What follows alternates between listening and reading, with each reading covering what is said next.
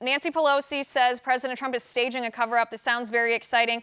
A cover-up of what is my first question, and what's the evidence of this?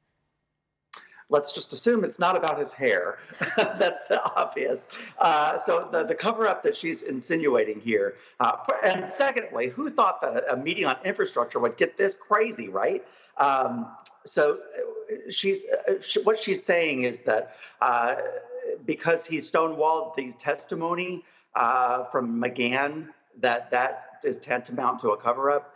Now, I get what she's saying. Is it a stretch? Yes. Is it political pandering? Yes. Do I hate it? Yes. I hate it when Republicans do it too. It doesn't really get us anywhere, as we saw, because of all things, the infrastructure meeting got tanked. Right. This is probably, you're probably right about the fact that it's the most exciting meeting on infrastructure that a government has ever had. Here's why I don't buy even into the idea that because Don McGahn, because the president told him not to comply with the subpoena, not to testify, that's somehow a cover-up.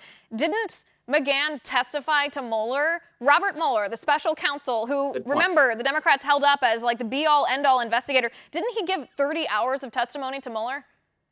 He did, and I'm glad you brought that up. The only thing is let's be honest here. The Constitution gives Congress oversight of the executive branch. So, you know, my party is making the case that they're just doing their constitutional duty to provide oversight of the executive branch. I understand that. Republicans did it too. That's why we saw Hillary Clinton investigated a million bajillion times. And I didn't have a problem with any of that. Is it a cover-up for the president to suggest that McGahn defy congressional subpoenas? I'm really not okay with that. I understand where the president's coming from, saying that it's drug on for too long.